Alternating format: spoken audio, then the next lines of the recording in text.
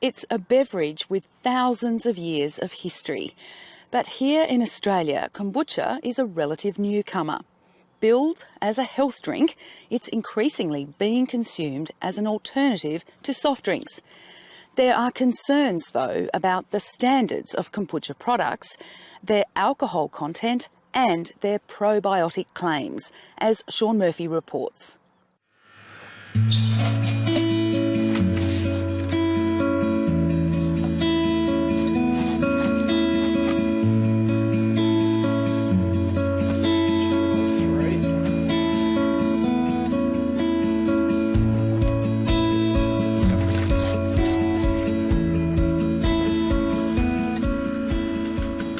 It's tea time for former winemakers Trent Carroll and Greg Byers. They're making giant tea bags to brew kombucha. This is where the nutrient for the yeast and bacteria come from. So we use a blend of white tea and two different styles of green tea. And after a couple of years of trials, we get a flavour profile and fermentation kinetics that work for our end product. Kombucha is a type of fermented, lightly effervescent sweetened tea. It originated in China thousands of years ago. Trent Carroll gave up a career as a winemaker to start his raw organic kombucha company at Margaret River 3 years ago. Winemaking is about extraction and getting flavour from the pomace of grape, and steeping tea is very similar. So we've got chemical and mechanical extraction here. So the chemical is the heat of the water, extracting the flavour and tannin and nutrient out of the tea, but the mechanical is basically the elbow grease that we're using now. Basically everything we're taught as a trained winemaker to keep out of wine, I'm trying to now encourage. So in winemaking, there was an arsenal of preservatives and sterilant that we were constantly using to keep yeast or spoilage microbes at bay with. Now, kombucha is about encouraging all of these in winemaking, what's considered a spoilage microbe.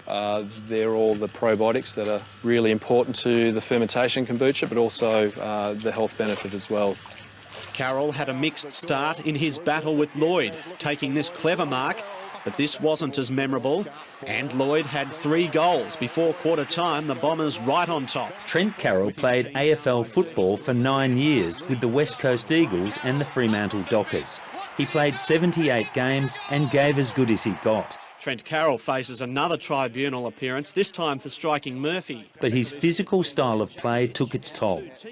I was probably staring back surgery in the eye, and at early 30s thought that was pretty severe, and I sort of looked into self-healing, and a big part of that was diet and anti-inflammatory diet, and fermented food and kombucha kept coming up in a lot of the research I was doing. Sugar is essential for the fermentation process, but kombucha is billed as a health drink, and Trent Carroll's recipe has a quarter of the sugar found in most soft drinks. The finished product is like a mild sweetened vinegar. Its claimed health benefits come from its probiotic count and its effect on gut health. There's a lot of research now on the anti-inflammatory effect of vinegar. Kombucha basically is a vinegar ferment. There's a plethora of information about the health benefits of antioxidants and the benefits of drinking tea. Kombucha is a fermented tea, and we all know the horrors of sugar, and kombucha as a well-made beverage is very low sugar.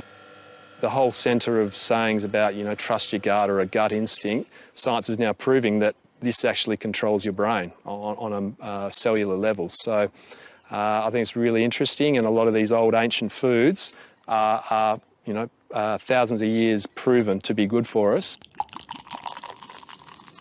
Over the years, it's become quite a common or a fad food, if you like, with purported health benefits. But unfortunately, while there are some animal studies that have been done which do show some health benefits, there really hasn't been any rigorous work being done in humans to date. Dr Michael CONLON is a gut health specialist with the CSIRO in Adelaide. He says there's a need for some hard science on kombucha's human health claims, but the evidence from a range of animal studies do suggest it is beneficial.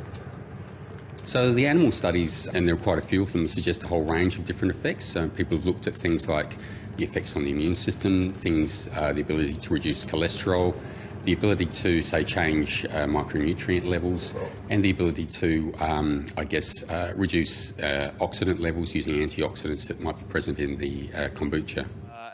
Kombucha's market potential isn't just restricted to the beverage. SCOBY is an acronym for symbiotic culture of yeast and bacteria. So this is multi-generations here of yeast and bacteria that live in harmony, and that is where basically our inoculum comes for each batch. Science is still a little stumped about its actual use or role in the environment. It's a really unique cellulose fibre made, and they're actually looking at it as a sustainable textile, as an alternative to leather. At Margaret River, Trent CARROLL is producing his raw traditional product to the Victorian standard of less than 0.5% alcohol. It means the end product has to be kept cold when it's bottled, transported and stored, just like milk.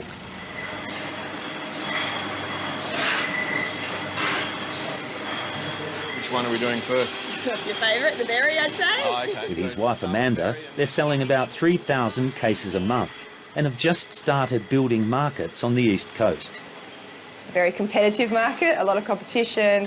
Pricing is tricky over there, but yeah, we want to be known as a national brand, as the premium kombucha brand in Australia. So we've got to get over there and do our thing. So how limiting is it having a cold chain product?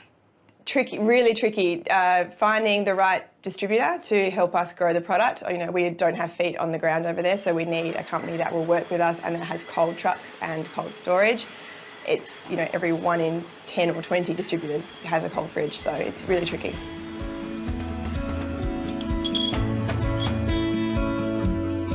As they expand their business, the CARROLLs say they're committed to continuing to produce a live, raw product, even if it costs more.